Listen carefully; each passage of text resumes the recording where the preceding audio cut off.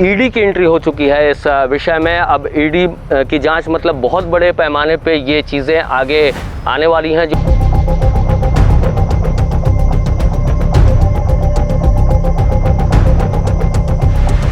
ये महादेव ऐप शुरू किया गया था तो केवल इसमें 1.5 से 2 करोड़ की पूंजी लगी थी और आज के दिन में इन लोगों ने करीब 5,000 करोड़ से ज़्यादा की संपत्तियां 5,000 करोड़।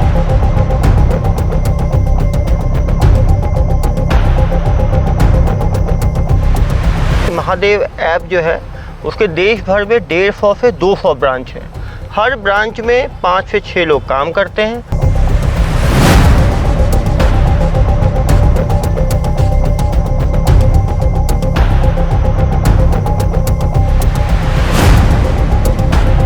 लेकिन जो चरणबद्ध थोड़े बहुत जो बातें बता सकते हैं कि ईडी ने क्या क्या चीज़ों पे विशेषतया जानकारी चाहिए।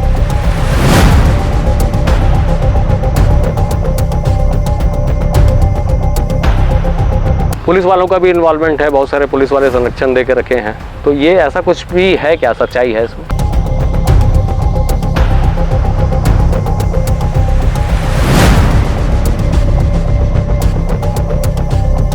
पैसे किसके पास गए और किसने इन हजारों करोड़ का इस्तेमाल किया, जब इसकी खबर खुलेगी तो फिर जो सफ़ेद पोश लोग जो हैं जो इसमें इन्वॉल्व हैं उनका भी निश्चित रूप से मतलब ये कहीं ना कहीं दलदल है जिसमें आदमी फंसता है तो आदमी को पता नहीं चलता, आदमी दलदल में धंसता चला जाता है।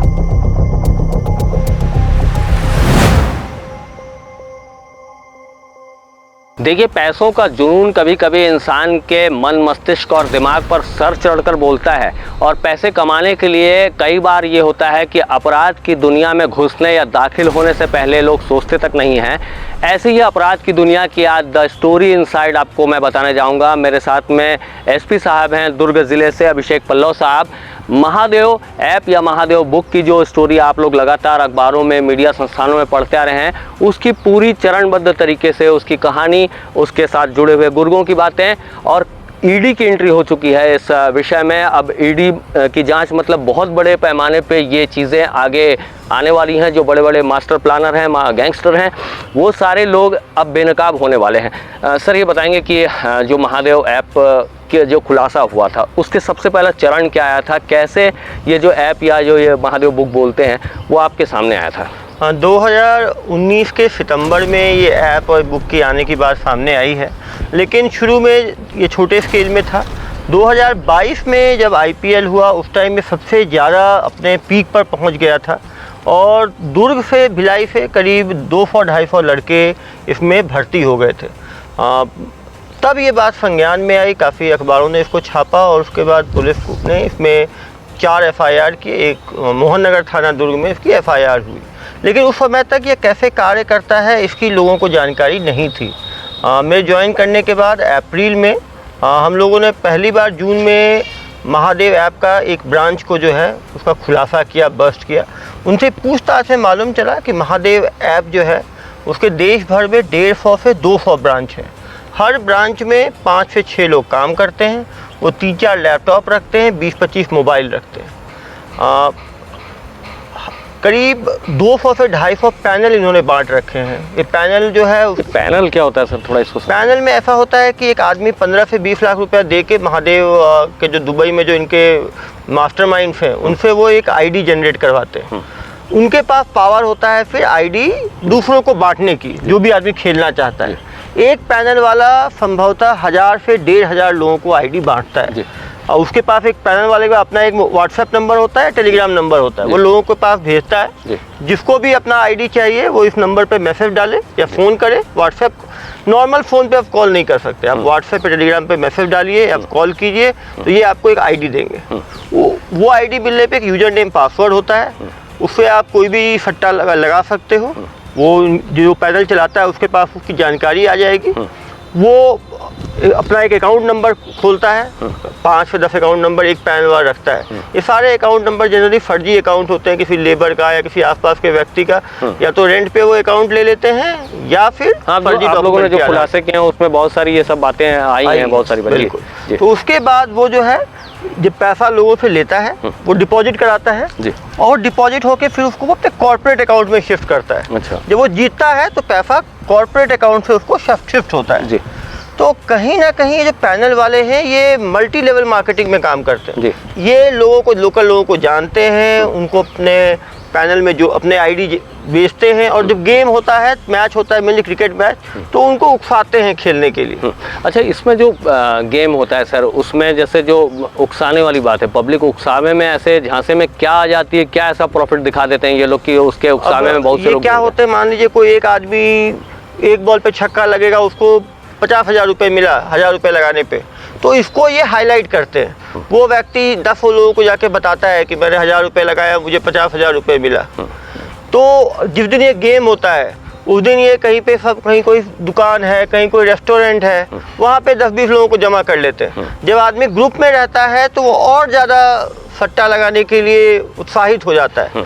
तो कहीं ना कहीं ये जो लोकल पैनल बढ़ते हैं वो लोकल युवकों को इसमें जोड़ते हैं, और जब युवक इसे पैसा हारता है तो कहीं ना कहीं वो दूसरे क्राइम में जाता है। कभी कभी ये लोग उधारी में पैसा देते हैं पैनल वाले, 5,000 रुपये उधारी दिए, 10,000 रुपये उधारी दिए, आप खेलो।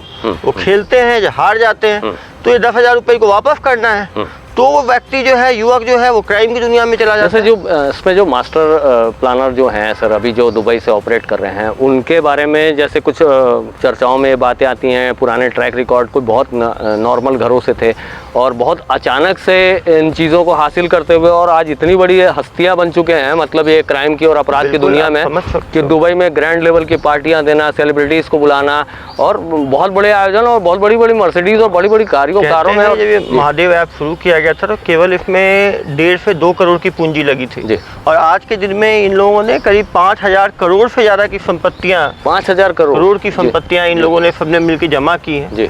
साल भर में करीब 6,000 करोड़ का सट्टा लगता है, बताते हैं, और इसमें 40% से ऊपर प्रॉफिट है। तो आप समझ सकते हैं 6,000 करोड़ में यदि 40%, तो 2,500-3,000 करोड़ का प्रॉफिट ये लोग एक साल में कमा रहे हैं। हाँ, लेकिन कि कहीं ना कहीं जब इन्होंने इस बार अपना 3रा एनिवर्सरी दुबई में बनाया, जहाँ इन्होंने 1,500 से ज़्यादा लोगों को दुबई बुलाया, दुबई भिलाई से भी करीब 100 से 1,500 से जो ज़्यादा लोग जो आंकड़े बता रहे हैं, सॉरी इंटरप्ट कर रहा हूँ, इसमें कैसे कैसे लोग गए थे सर? ये कोई इसमें पॉलिटिकल इन्वॉल्वमेंट भी था, कुछ बड़े लोग भी थे, बड़े नाम थे, क्या थे? बॉलीवुड के काफ़ी लोग गए, जिनका इन्होंने अपना वेबसाइट पे भी दिखाया। यहाँ पे जिन लोगों को इन्होंने पैनल दिया हुआ था उन सभी लोगों को इन्होंने इनवाइट किया था। उनको वहाँ सुनने में आया कि 5 लाख का कूपन भी दिया उन्होंने, कि 5 लाख के कूपन में वो आईफोन खरीद सकते हैं, ज्वेलरी खरीद सकते हैं, कपड़े खरीद सकते हैं। ये जो पैनल वाले लोगों को उत्साहित करने के लिए और उनको जोड़ के रखने के लिए सबको इन्होंने बुलाया था। दुर्ग भिलाई से करीब 100 लोग से ज़्यादा गए थे। कुछ पुलिस वाले भी इसमें गए थे, जिनके दुबई जाने की बात सामने, ये बातें चर्चा में आती हैं सर। मतलब देखिए, आप तो खैर इसमें एग्रेसिव होकर कार्रवाइयाँ कर रहे हैं, लेकिन ये भी बातें आती हैं कि कुछ जैसे बीच में एक सिपाही की गिरफ्तारी और उस पर कार्रवाई भी बात हो रही है, गिरफ्तारी तो नहीं, कार्रवाई की बात हो रही है। पुलिस वालों का भी इन्वॉल्वमेंट है, बहुत सारे पुलिस वाले संरक्षण दे के रखे हैं, तो ये ऐसा कुछ भी है, क्या सच्चाई है? करीब 16 पुलिस वालों को हमने स्क्रीन किया है, उनके आधार नंबर जो है पासपोर्ट ऑफिस को भेजा है। कुछ लोगों के दुबई जाने की बात सामने आई है, तो उनसे CDR भी निकाला गया है। कॉल डिटेल के आधार पे एक सहदेव जो कांस्टेबल था, जो लगातार सटोरिया के साथ संपर्क में था, उसको सस्पेंड किया गया है। अभी 8 जो बाकी लोग हैं उनकी भी जांच की जा रही है। जैसे जैसे उनके खिलाफ साक्ष्य पुख्ता होते जाएंगे, उनके खिलाफ भी कार्रवाई की जाएगी। ये जो दुबई से ऑपरेशन चलता है और इंडिया में चल रहा है सर, इस ऑपरेशन का जो चैनल है वो तो आप बता रहे हैं कि इस तरह से ये लोग ऑपरेट करते हैं। जैसे कि गवर्नमेंट के पास में एक एक्स्ट्रा पावर्स होते हैं, जैसे सपोज़ कोई जो भी प्लेटफॉर्म है वो अगर गवर्नमेंट की नुकसान करता है, गवर्नमेंट को नुकसान पहुंचाता है किसी भी तरह से, आर्थिक तौर पे या फिर दूसरी और अन्य गतिविधियों पे, आपराधिक तौर पे, उनको बैन करने के लिए गवर्नमेंट उन संस्थानों को लिख सकती है। तो ये जो प्लेटफॉर्म जिनका ये उपयोग कर रहे हैं, चाहे वो व्हाट्सएप हो, चाहे कोई भी ग्रुप हो, टेलीग्राम ग्रुप हो, इन ग्रुप से गवर्नमेंट क्या बात कर सकती है और इसको टोटल लॉकडाउन किया जा सकता है इसको? बिल्कुल, क्योंकि ये जो आप देख सकते हैं प्ले स्टोर पे भी महादेव बुक जो है वो अवेलेबल है, उनका वेबसाइट भी है। ये सब के जो सर्वर हैं ये दुबई से होस्ट हो रहे हैं, तो ये दुबई में क्योंकि गैम्बलिंग लीगलाइज है उसका ये फ़ायदा उठा रहे हैं। जहाँ तक इंडिया में बैन करने की बात है, हम उस वेबसाइट को ब्लॉक कर सकते हैं इंडिया में, लेकिन इसके लिए हमें पर्याप्त साक्ष्य चाहिए। इसीलिए दिल्ली क्राइम ब्रांच ने भी इसमें FIR किया है, महाराष्ट्र पुलिस ने भी किया है, मध्य प्रदेश पुलिस ने भी किया है, अब ED भी उसकी जांच कर रही है। यदि उसमें ये बात साफ हो जाएगी कि इसको मनी लॉन्ड्रिंग के लिए इस्तेमाल किया जा रहा है, इसमें जो है लोगों की जानें जा रही हैं या आपराधिक मामले हो रहे हैं, तो निश्चित रूप से इसको वेबसाइट को भी बैन किया जा सकता है। और इसीलिए अभी ED ने भी लुकआउट सर्कुलर, नॉर्मली जो ED का जो एंट्री होती है सर, वो नॉर्मली छोटे केसेस में नहीं होता है, वो बहुत बड़ा अगर कोई एसेट दिख रहा है जो गैर कानूनी तरीकों से बनाया जा रहा है या कमाया जा रहा है, उन जगहों पे दिख रहा है। जैसे आप बता रहे हैं करोड़ों रुपए यहाँ के, तो क्या ये जो फिगर है जो आगे बहुत बड़ा स्केल पे जा सकता है, बहुत बड़ा स्केल होगा इसका? नहीं, साल भर में मेरे हिसाब से 5 से 6 हज़ार करोड़ का ट्रांजैक्शन इसमें होता है। लेकिन निश्चित रूप से क्योंकि ये पैसा मनी लॉन्ड्रिंग के लिए इस्तेमाल हो सकता है, टेरर एक्ट के लिए इसका इस्तेमाल हो सकता है, इससे कानून व्यवस्था की स्थिति बिगड़ रही है क्योंकि ये यूथ है वो इसमें अफेक्ट में आ रहा है। हज़ारों यूथ जो है, कुछ यूथ सुसाइड करने की बात आ रही है, कुछ क्राइम की दुनिया में घुस रहे हैं, तो कहीं ना कहीं और इसके कहीं ना कहीं बड़े लोगों द्वारा संरक्षण की बात भी हो सकती है। जो भी हो, इसमें ED एक अलग संस्था है, वो अपना इसमें जांच कर रही है। लेकिन जितनी कार्रवाई अभी महादेव ऐप पे हुई है, ज़्यादातर दुर्ग पुलिस द्वारा किया गया है। एक चीज़ ये भी देखने को मिलती है सर, जैसे कि अब आप लगातार समझाइश ये भी देते आ रहे हैं कि यूथ या जो भी अच्छे सोच को लेके अपनी भविष्य को तय करने की सोच रहे हैं वो इस रास्ते पे ना आए। लेकिन ऐसी जो बातें होती हैं, ऐसे इंटरव्यूज़ होती हैं, उनमें जो कमेंट बॉक्स रहता है उसमें कई लोग ये लिखते हैं कि हमें कहीं कुछ मिला नहीं, हमें महादेव ने बहुत कुछ दिया। ऐसे कई लोग लिखने वाले भी हैं। तो ऐसे लोगों को संदेश क्या होना चाहिए? संदेश ये मतलब जैसे आप बता रहे हैं कि आगे चल के उनका भविष्य खत्म है, मतलब पैसे तो आज दिख रहे हैं लेकिन आगे चल के उनकी संपत्तियां तक नीलाम हो सकती हैं। ED के पास ये पावर्स है। बिल्कुल आप सही बोल रहे हैं कि जो गैर कानूनी ढंग से कमाया हुआ पैसा जल्दी आता है, लेकिन उसके बहुत सारे नुकसान होते हैं। आपके परिवार को शर्मिंदगी होगी, आप खुद जेल में चले जाओगे, वो करने वाले लोग जो हैं उनकी संपत्ति जो है ED जो है मनी लॉन्ड्रिंग में जब्त कर सकती है, लंबी सजाएं उनको हो सकती हैं, उनकी प्रतिष्ठा खत्म हो सकती है, बाद में पुलिस वेरिफिकेशन नहीं मिल सकता, पुलिस नौकरियां किसी भी सरकारी विभाग में नौकरियां नहीं मिलेंगी उनको। और तो जो क्राइम से कमाया हुआ पैसा, शुरू में जल्दबाजी में कमाया हुआ पैसा अच्छा लगता है, लेकिन उसके बहुत सारे नुकसान हैं। युवकों को हम समझा रहे हैं, उनके अभिभावकों को हम समझा रहे हैं। कहीं ना कहीं ये दलदल है जिसमें आदमी फंसता है तो आदमी को पता नहीं चलता, आदमी दलदल में धंसता चला जाता है। तो लगातार हम युवकों की काउंसलिंग भी कर रहे हैं और ये भी देखा गया जब हम पकड़ते हैं उनको गैम्बलिंग एक्ट में, केवल सट्टे एक्ट में केवल उनको बेलेबल ऑफेंस है, तुरंत वो छूट जाते हैं और काफ़ी युवक दोबारा इस काम में लग जाते हैं। तो कहीं ना कहीं उनके घर वालों को भी समझाने की आवश्यकता है, समाज को भी समझाने की आवश्यकता है, क्योंकि जिस तरह से मनी लॉन्ड्रिंग की बात सामने आ रही है, कहीं उसकी पुष्टि हुई तो इनके ऊपर बहुत गंभीर धाराओं में कार्रवाई हो सकती है। जो मास्टर प्लानर्स है सर, जो दुबई से ऑपरेट कर रहे हैं, वो उनके खिलाफ लुकआउट नोटिस का प्रयास भी किया था, आप लोगों की ओर से किया गया था, लेकिन उसमें कुछ टेक्निकल कुछ उसमें कंप्लीट नहीं हो पाया था, उस वजह से उसको दोबारा करना पड़ा।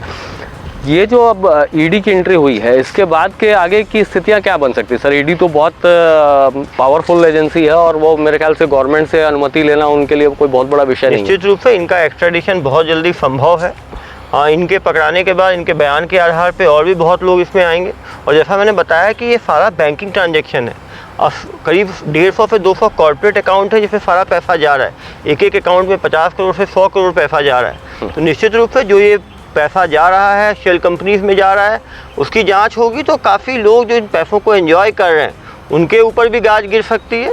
तो सबसे मेरा आह्वान है कि जो लोग किसी न किसी हाल गलत ये में सट्टे में फंस गए थे, वो इस दुनिया से बाहर निकलें, मेहनत का काम करें, मेहनत की रोजी खाएं। एक सवाल है सर, जैसे कि कोई मान लीजिए कि कोई बेरोजगार व्यक्ति हो या फिर कोई गरीब व्यक्ति हो, उसे पैसे की सख्त आवश्यकता हो, वो इनके चंगुल में फंस चुका हो।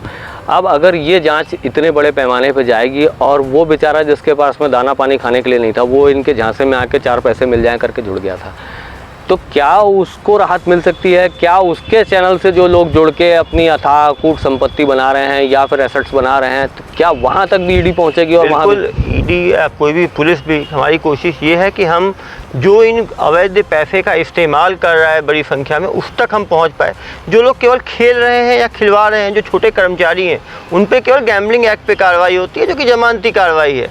लेकिन जो लोग इस पैसे को कॉर्पोरेट अकाउंट में ट्रांसफ़र करके हज़ारों करोड़ का मनी लॉन्ड्रिंग कर रहे हैं, उनके ऊपर गंभीर धाराओं में कार्रवाई राज्य पुलिस की द्वारा भी की जाएगी और सेंट्रल एजेंसी भी निश्चित रूप से उस तरफ आगे बढ़ेंगी। एक सीधा और थोड़ा कड़वा भी सवाल है सर, पूछूं न या ना पूछूं, या थोड़ा सोचना पड़ रहा है। आप इतनी बहादुरी से इस बहुत बड़े जो साम्राज्य है इनका उसको डिसॉल्व कर रहे हैं। कई जगहों पे चर्चाएं ये आती हैं कि जो इन लोगों को पॉलिटिकल भी सपोर्ट है, तो पॉलिटिकल सपोर्ट्स जिनको मिल रहा हो वो तो भगवान जाने की वो क्या स्थितियां हैं, आगे चल के बात आएगी सामने।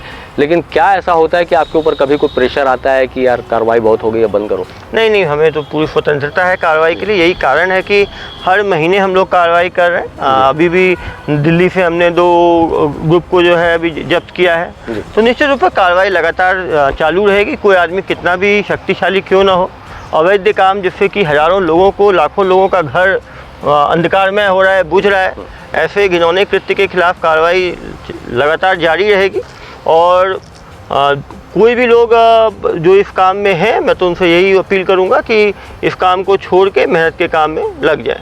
दुर्ग पुलिस काफ़ी कुछ जो बोलना चाहिए, एक जो खाना है उसका काफ़ी कुछ हिस्सा पका कर दे दिया है। अब जो ईडी आपके पास में जो आई थी, उन्होंने जो डिटेल्स या जानकारी मांगी है, पूरी चीज़ें तो डिस्क्लोज़ करना मैं भी नहीं कहूँगा, आप भी मत करिएगा, लेकिन जो चरणबद्ध थोड़ी बहुत जो बातें बता सकते हैं कि ईडी ने क्या क्या चीज़ों पे विशेषतः जानकारी चाहिए? ईडी ने 2 चीज़ों पर विशेषतः जानकारी मांगी। एक जो इनके टॉप मास्टरमाइंड से दुबई में रह के काम कर रहे हैं, उसके जो डिटेल्स चाहिए थे उनको, जो लुकआउट सर्कुलर की कॉपी, क्योंकि भारत सरकार के पास ही गई थी तो उनके पास लेटर की कॉपी है, उस पर जो दस्तावेज हैं वो उनको चाहिए थे, तो उनको ऑफिशियल डॉक्यूमेंट दिला दिए गए।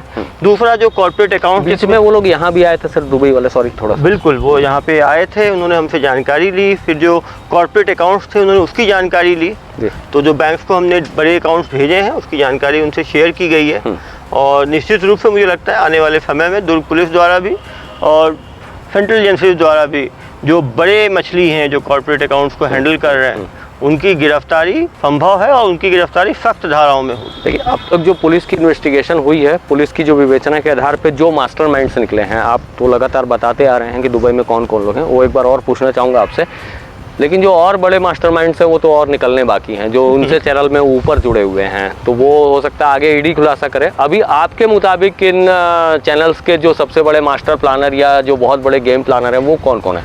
आप जानते हैं दुबई में रहने वाले सौरव चंद्राकर हैं, राज उपल हैं, इधर फनी सतनामी हैं, काफ़ी लोग हैं जो अभी और भी नाम खुलासे होंगे। ये लोग तो फ्रंट में हैं, काफ़ी लोग हो सकता है पीछे से इनको सपोर्ट करते होंगे, बिहाइंड द कर्टन काम करते होंगे। जब ये कॉर्पोरेट अकाउंट में पैसे किसके पास गए और किसने इन हज़ारों करोड़ का इस्तेमाल किया, जब इसकी खबर खुलेगी तो फिर जो सफ़ेद पोश लोग जो हैं जो इसमें इन्वॉल्व हैं उनका भी निश्चित रूप से मतलब ये कंफर्म लग रहा है, कुछ कह सकते हैं सफ़ेद पोश लोग हैं इसमें? नहीं, निश्चित रूप से कॉर्पोरेट अकाउंट्स में जो गए हैं तो कॉर्पोरेट अकाउंट से हो सकता है इन्होंने इस्तेमाल किया, हो सकता है कोई और भी इस्तेमाल कर सकता है। ये कहना बहुत जल्दबाजी होगी, लेकिन निश्चित रूप से कॉर्पोरेट अकाउंट में पैसे गए हैं तो कुछ लोगों ने तो इसका इस्तेमाल किया होगा।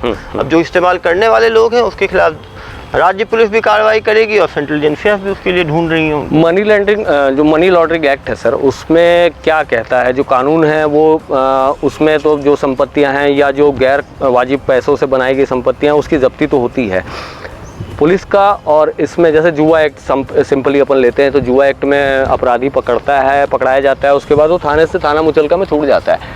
तो आप लोग भी जो सख्ती कर रहे हैं उसमें कुछ धाराएं संगीन जोड़ रहे हैं, उससे जमानत भी मिलने मुश्किल हो रही। आगे मैं ये जानना चाहता हूँ कि जो कानून है या आप लोगों का जो राज्य स्तरीय कानून है या जो ईडी का कानून है, उसके मुताबिक क्या सज़ा का भी ऐसा प्रावधान है कि जिंदगी में जेल का भी बहुत बिल्कुल देर तक दर्शन करना पड़े? Prevention of money laundering act जो है उसमें नॉन बेलेबल ऑफेंसेस हैं, 7 साल 10 साल तक की कैद का है।